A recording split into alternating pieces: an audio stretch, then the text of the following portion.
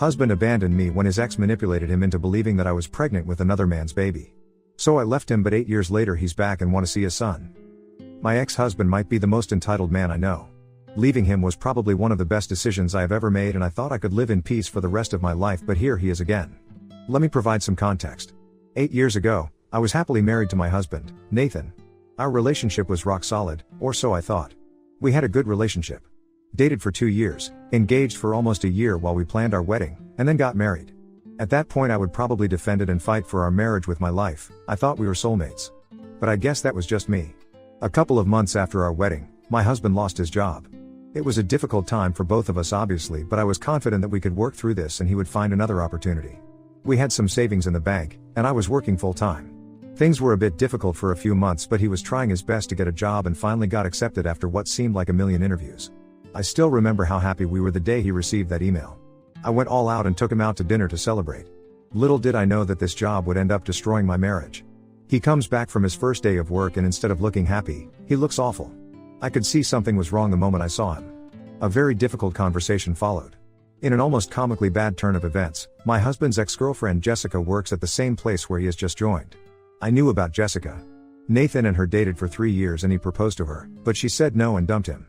This was a few years before the two of us met and started dating. Obviously, we didn't spend a lot of time talking about our past lovers, but I knew that it was extremely rough on him and he never mentioned her after that one conversation with me. When I heard that it was Jessica of all people, my stomach dropped. Out of all people, it was her. I didn't know what to do. I mean, sure, it had been years and he didn't have feelings for her anymore, but the idea of them working together was not exactly pleasant to me. He seemed genuinely upset too, and we spent a lot of time talking about what we could do. He offered to quit the job, but at that point, our savings were running out and I didn't know how long I could go on paying all our bills without making solid lifestyle changes that neither of us would be comfortable making. Also, I told myself that we were all adults here and quitting a job over an ex was childish. We stayed up almost all night talking about what to do, and by the end of our conversation I felt much better about the whole thing. It felt silly to think that some ex from years ago could affect our relationship in any way. My husband was extremely loving and kind and put all my doubts at ease. The next day, he went to work, and when he came back he said that she was in a completely different department and he hardly even saw her once during the day. He told me that he never intended to speak to her unless it was for some unlikely work reason and that he would tell me immediately if that happened. That put my mind at ease, and as more days passed, I stopped thinking about her completely. My husband was as loving as ever and I was proud of the two of us for overcoming something that could have caused serious trouble if not handled well. Looking back, I laugh at how naive I was. I was so blinded by love and trust in my husband, that I didn't once think that something fishy was going on. A couple of months into his new job, he went on a business trip. He told me that if it goes well he may get a promotion, so I was very excited for him. I asked him if I could tag along with him and make it a mini getaway for the two of us, but he said that he would be working the whole time, so there wasn't a point. He also said that the team going for the meeting was all men and none of them were bringing their wives or girlfriends, so I wouldn't be very comfortable. I was a little upset but didn't think anything much of it. What he said did make sense. When he came back, I asked him about his meetings and if he thought he would get the promotion, but he might have to go on a few more meetings with this particular contractor before the promotion could be possible. Over the next 3 months, he went on trips at least once a month, but there was no news of a promotion. Instead of getting suspicious, I was naive enough to actually be concerned about his company making him work so hard without increasing his pay.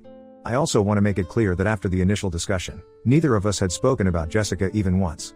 She didn't cross my mind for the most part, and even if she did, I chose not to mention it. When I told my friends about this during the divorce, they all said that it was incredibly naive of me to blindly trust my husband so much. I agree with them now, but back then I would have trusted that man with my life. 5 months into his new job, I realized that I had missed my period. Not thinking much of it, I decided to take a pregnancy test anyway just to put my mind at ease. To my surprise, it was a positive test. I was taken aback. It was definitely not a planned pregnancy, but with Nathan's new job and both of us being in a good place financially, I thought that it could be a good thing. I was nervous to tell him but also very excited. Nathan was on another business trip when I took the test, but he was coming back the same day, so I decided to wait till he got back. I still remember how nervous I was and how I started daydreaming about our new life. It was pretty late by the time he got home and I remember staying up to have dinner together. He came in looking upset, so I asked him what happened and he told me it was just work stuff and that he didn't want to talk about it. I said that I might have something that could cheer him up and asked him to wait while I got the test kit. I told him to close his eyes, held it up, and asked him to open his eyes. He just stared at me for a few seconds and asked me if that was what he thought it was. I thought he was just in shock and said that yes, and we're about to be parents excitedly. I waited for him to snap out of it and be happy, but after a few moments of anticipation, he still had that look on his face. I got uncomfortable and asked him if he was okay and wasn't he happy about this. His whole expression changed and he said that he was just taken aback by the surprise. I told him that I was surprised too, but this could be a very good thing for us and we can deal with it together. He still looked uncomfortable and said that he just needed some time to think. I was extremely upset at this reaction. I expected him to be happy or at least supportive. I told him that I was disappointed in him and he basically brushed me off, saying that I couldn't expect him to be overjoyed at such a monumental change in his life happening without his decision. I told him that he signed up for this by getting married to me, and if he couldn't be a good husband about it, maybe we need to rethink our relationship. He said that maybe we do and left the room without another word. I said that in a moment of anger and hurt. I did not really mean it at the time. But his reaction broke my heart. I cried by myself in the living room and slept on the couch because I didn't want to see him in our bedroom. He didn't come once to check up on me or ask me to come back. Even at that point, I had faith that we would get through this and somehow recover. But that was just the beginning of my troubles. I woke up to him already dressed for work and making breakfast. I didn't speak to him and went into our bedroom. Again, he didn't try to stop me or even say a single word to me. I didn't know what to do. I waited for him to come in after me, but after some time I heard the front door close and knew that he had left. I spent most of that day crying to my friends and my mom. I called in sick from work. I literally remember it like it was yesterday. By the time it was time for him to come back from work, I had a whole speech ready about how he broke my heart and needed to be a better husband to me. Little did I know he also had a speech ready, and it was nothing I could have imagined. The first thing he said after coming home was, "We need to talk." That worked for me. I needed to talk as well. I thought I needed that talk way more than he did really. Turns out he had the surprise of a lifetime for me.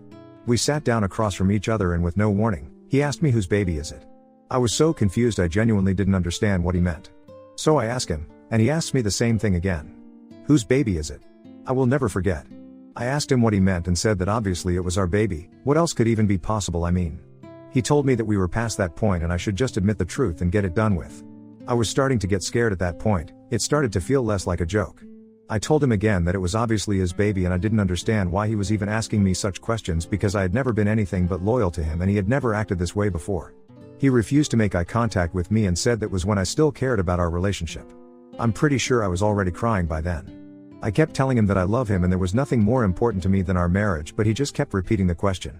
Must have asked me a dozen times. And each time I was as clueless as the first time. He told me that if I couldn't be honest with me, there was very little left to do because he was not raising another man's child and living with a lie. I was sobbing and kept telling him I had never even thought of another man since I met him and didn't understand what I did to deserve such allegations. He said that with the way I couldn't wait for him to leave the house and go on business trips, tell him everything he could want to know about my loyalty. I was too confused to even speak. Every single time he left for work I got sad and told myself to be an adult and support him in his career, because I remember how hard it was for both of us when he lost his job.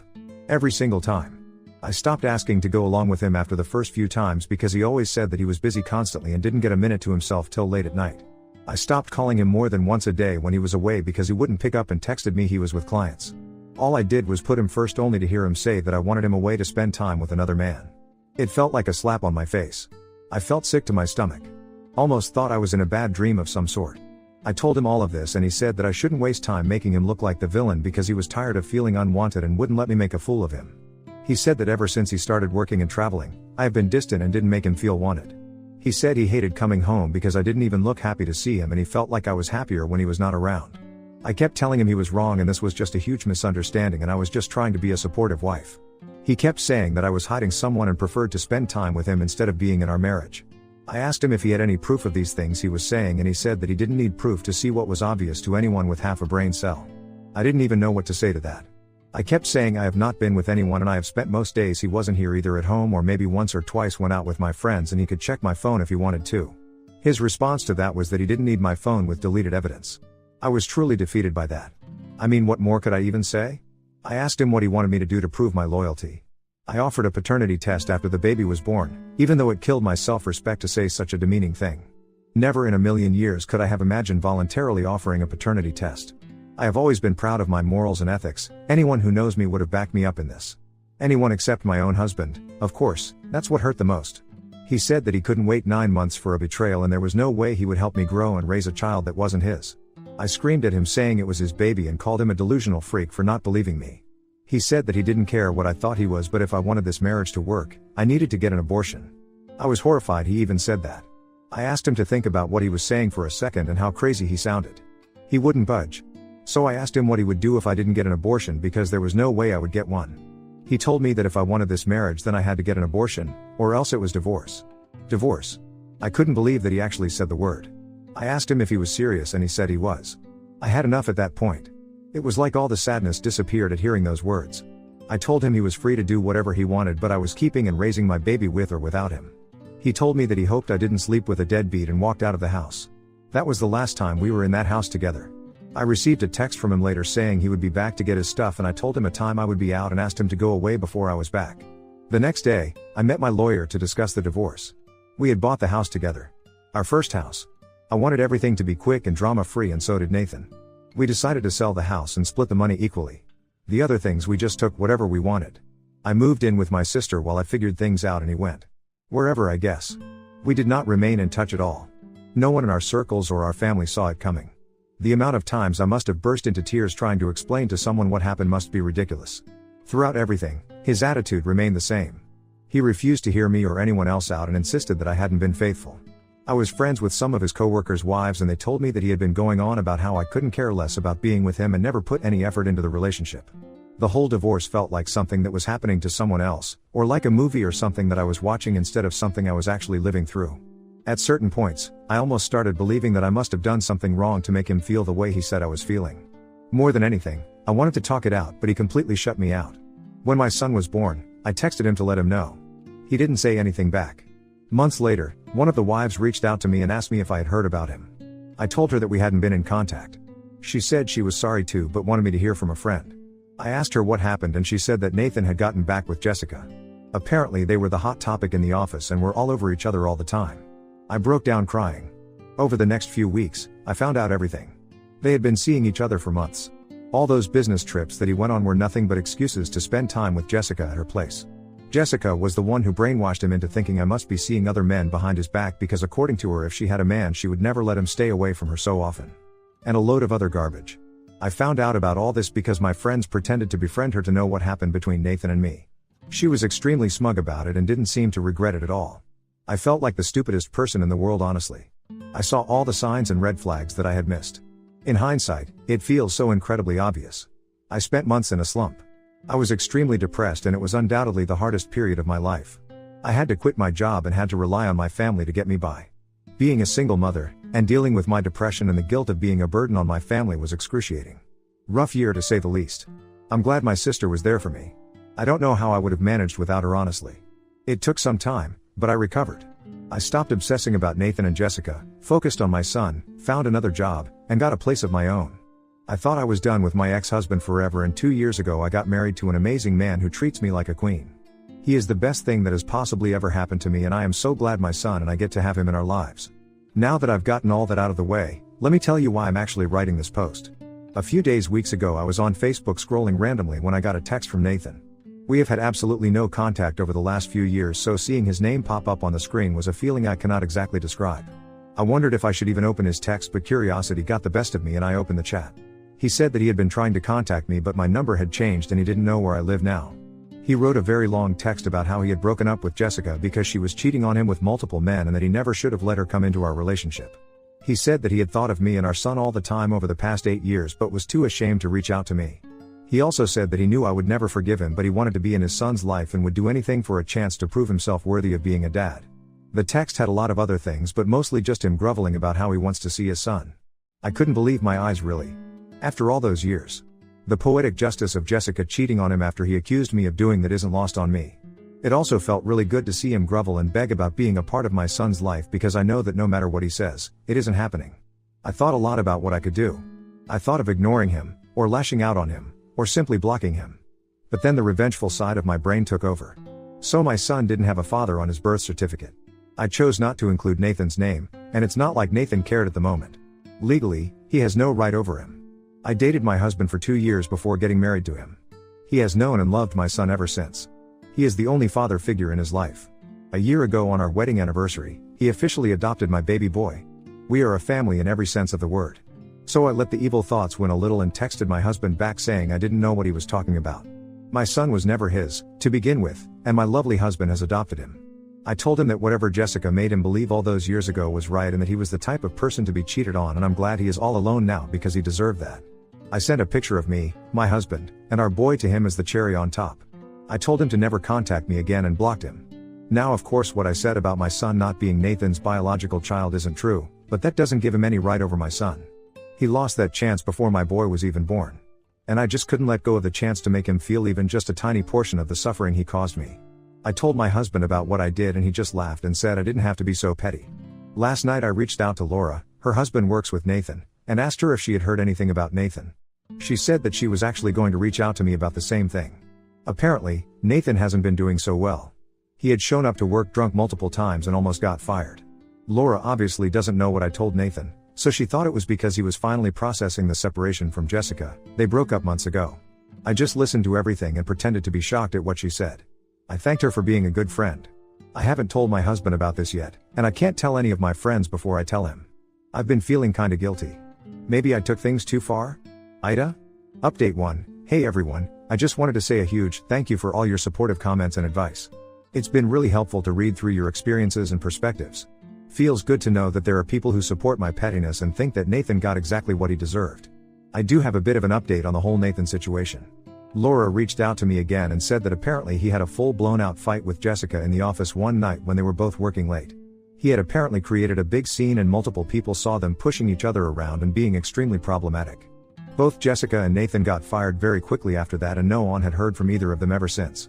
All I feel about the situation is that I'm glad he redirected his anger towards Jessica and isn't trying to drag me into the situation in any way. I don't want to deal with him ever again in any capacity. I decided to Laura about what I told Nathan, and she seemed a bit concerned. I mean, we both hate Nathan for what he did to my son and me, but she thinks that I might have taken things too far and there is no point in letting things from the past affect him or anyone so much. She is actually telling me to reach out to Nathan again and tell him the truth. She has promised not to tell a word about this to anyone but thinks that I should get the truth out in the open. I don't agree with this for a number of reasons. Mostly because I don't care enough about Nathan to put him out of his misery, but also because I don't want him to get angry and try to find some way of getting access to my son. It is unlikely, but you never know. I refuse to take any chances when it comes to my son. He is simply too important to me and I don't trust Nathan enough to just let something like this go. What I did may have been when we were married, so I don't see why this is apparently such a big blow to him now. Update 2. Since my last update, I've been doing a lot of reflecting. I decided to have an honest conversation with my husband about everything that happened and what Laura told me. He was incredibly understanding and supportive, which made me feel a lot better.